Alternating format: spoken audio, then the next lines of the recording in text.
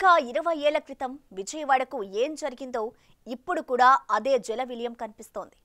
బుడమేరు బుసకొట్టడం, ఆక్రమణలు, కొత్త కాలనీలు ఏర్పాటవడం ఇవన్నీ సమస్యలను పెంచేశాయి. చెప్పాలంటే ఒక సమస్య 10 నిర్లక్ష్యాలు అన్నట్లుగా ప్రస్తుత పరిస్థితి తయారైంది. అందుకే బెజవాడ కథ మొత్తం మారిపోయింది. వీటికి తోడు 30 సెంటీమీటర్ల వర్షపాతం నమోదవడం చూస్తుండగానే పదుల సంఖ్యలో కాలనీలు నీట మునగడం జరిగిపోయాయి. ఇప్పటికీ విజయవాడ తేరుకోలేకపోతుంది. తేరుకునేందుకు ఇంకా చాలా టైం పడుతుంది. మరి బెజవాడ మునగడానికి ఒక్క బుడమేరే కారణమా, మరేమైనా ఉందా?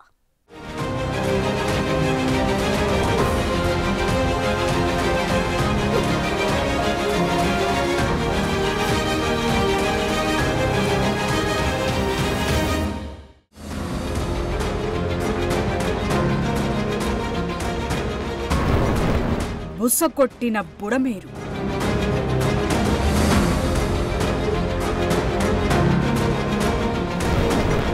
నిర్లక్ష్యానికి భారీ మూల్యం.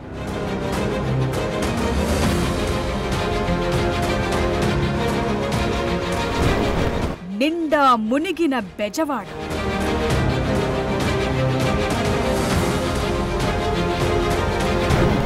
ఇది ప్రకృతి విపత్తా?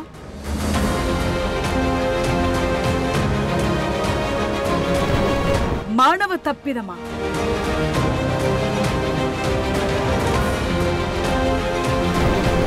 లోపం ఎక్కడుంది?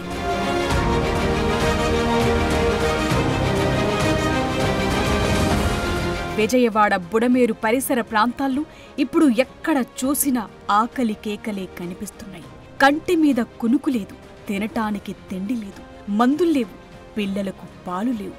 లక్షల కొద్ది ఆహార ప్యాకెట్లు సమకూరుస్తున్న 3 లక్షల మందిపై ఈ వరద ఎఫెక్ట్ ఉంది. మరి హెలికాప్టర్, డ్రోన్లు, పవర్ బోట్లు ఇలా అన్ని విధాలుగా ఆహారం, వాటర్ బాటిల్స్ సప్లై యుద్ధ ప్రాతిపదికన కొనసాగుతుంది. ఈ కష్టకాలంలో ఎంత చేసినా ఎంతో కొంత వరద బాధితులకు సరైన టైంకు ఫుడ్ అందలేని పరిస్థితులున్నాయి. దొరికిన కొద్దిపాటి ఫుడ్ను పిల్లలకు తినిపిస్తున్నారు తల్లిదండ్రులు. ఇక తోపులాటల్లో తిండి దొరకని వృద్ధుల దయనీయ పరిస్థితి చెప్పక్కర్లేదు.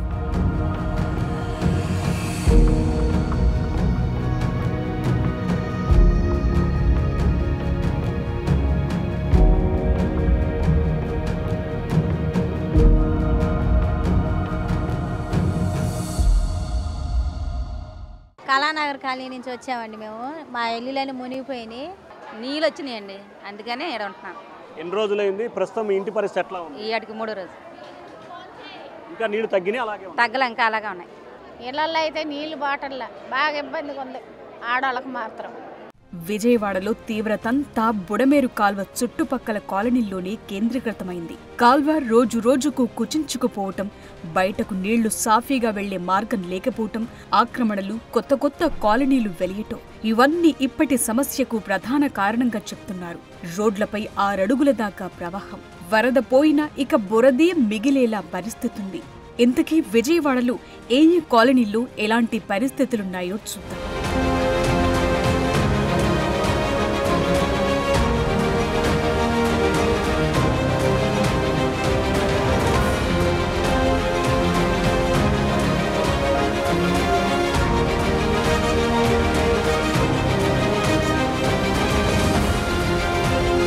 ముఖ్యంగా బుడమేరు చుట్టూనే వరద బాధితులున్నారు. అన్ని ముంపు కాలనీలు కలిపి దాదాపు 3 లక్షల మంది నిరాశ్రయులయ్యారు. తినటానికి తిండి లేదు, కరెంటు లేదు. ఫస్ట్ ఫ్లోర్, సెకండ్ ఫ్లోర్లో ఉన్నవారే సేఫ్ అయ్యారు. ఇక ఇళ్లల్లో సామాన్లన్నీ అస్సలు పనికి రాకుండా పోయాయి. బాధితులంతా పేద మధ్యతరగతి వారే. కోట్లాది రూపాయల ఆస్తి నష్టం జరిగింది. వరద ఎఫెక్ట్ ఎక్కడెక్కడ ఉందంటే సింగ్నగర్, జక్కంపూడి కాలనీల కేంద్రంగా చెట్టినగర్, పాల factory, Rayanapadu, Paidurupadu, Kavuluru, YSR colony, Nandamuri Nagar, new Rajeswaripeta ముంపు బారిన పడ్డాయి. వీటి పేయస్లోకి నీరు చేరింది. ఇక బుడమేరు దిగువన గూడవల్లి, కేసరపల్లి, గన్నవరం, హనుమాన్ జంక్షన్ తదితర ప్రాంతాలను బుడమేరు ముంచెత్తింది.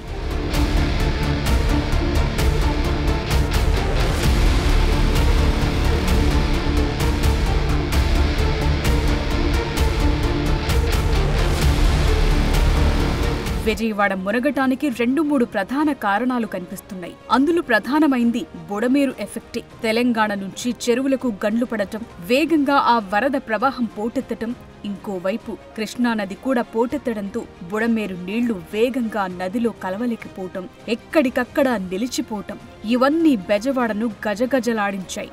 పైగా బుడమేరు ప్రధాన కాల్వ ఆక్రమణలు పెరగటంతో కథంతా మారిపోయింది. ఇప్పుడు ఇక్కడ గులాబ్ అండి, కృష్ణా నది బాగా మునిగిపోయి ఇల్లులన్నీ మునిగిపోయినాయి. మాకు ఇక్కడ అందేది పాల ప్యాకెట్లు ఒకటి అందుతున్నాయి, పెరుగన్నం, సాంబార్ అన్నం, పులిహార ఇవి అందుతున్నాయండి. మేము ఈ ఆటకు వచ్చి 3 రోజులండి. మేము వచ్చి ఆదివారం రోజు వచ్చాము, రోడ్డు ఎక్కాము. కానీ అక్కడ నీళ్ళు మాత్రం బాగానే వస్తున్నాయి, కానీ మాకు ఏమంత ఇదిగా ఏం లేదు, భయంగా ఉంది. మాకేదో ఒక న్యాయం చేయండి. విజయవాడ మునగటానికి ఒక రీజన్ అంటూ లేదు. ఓవైపు తెలంగాణలోనూ భారీ వర్షాలు కురవటం, అటు ఏపీలోనూ అంత్యస్థాయి వానలు పడటం, పైనున్న చెరువులు కుంటలు తెగటం అవన్నీ బుడమేరుతో కలిసి పోటెత్తడంతో కనీ విని ఎరుగని విధంగా విజయవాడను ముంచెత్తింది. నిజానికి 2005లోనూ బుడమేరు కారణంగా విజయవాడకు ఇలాంటి ముప్పే వచ్చినా అప్పుడు ఈ స్థాయి నష్టం జరగలేదు, కష్టం రాలేదు. కానీ ఈ 10 ఏళ్లలో బుడమేరు చుట్టూ స్వరూపం చాలా మారిపోయింది. కాల్వ చిన్నదయింది, కాలనీలు పెరిగాయి. దీంతో నష్ట తీవ్రత కూడా అదే స్థాయిలో కనిపిస్తోంది.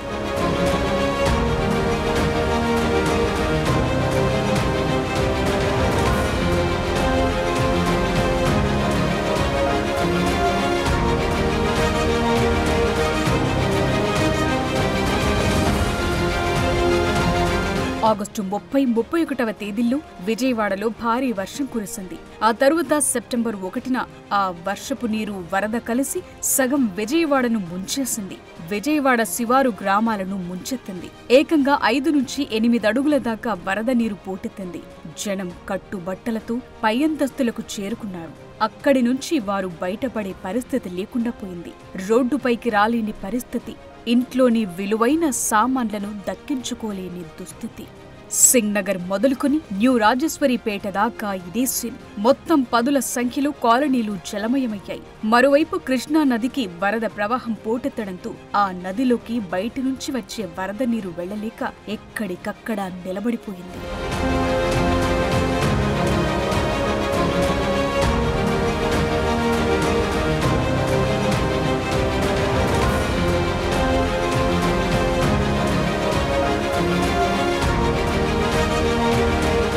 Budameru major drain flood capacity 10,000 క్యూసెక్కులే. ఆధునికీకరణ చేయగా అది కాస్త 17,000 క్యూసెక్కులను భరించగలిగేలా చేశారు. కానీ తాజా భారీ వర్షాలతో ఈ కాల్వలోకి ఒక్కసారిగా 45,000 క్యూసెక్కులొచ్చాయి.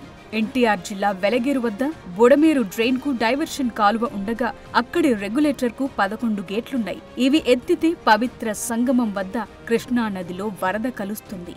తెలంగాణ ప్రాంతం నుంచి వచ్చే వాగులు, వంకలన్నీ మైలవరం మీదుగా బుడమేరులో కలుస్తాయి. శనివారం రాత్రి తెలంగాణ ఏపీ సరిహద్దుల్లో 30 చెరువులకు గండ్లు పడ్డాయి. ఓవైపు భారీ వర్షపాతం, తెలంగాణ నుంచి వచ్చిన వరద జెట్ స్పీడ్తో బుడమేరులో కలిశాయి.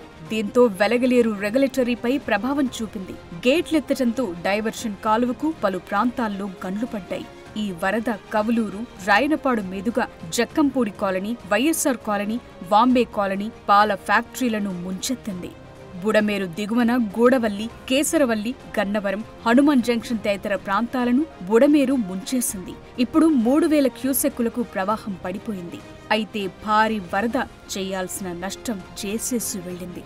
ముంపు ప్రాంతాల నుంచి వరద కిందకు దిగాలంటే కృష్ణానదికి వరద తగ్గాలి. అందుకు మరో 2 రోజులు పట్టొచ్చని అంచనా వేస్తున్నారు. అప్పుడే సింగ్ నగర్ సహా మిగతా ప్రాంతాల నుంచి వరద తగ్గుతుంది.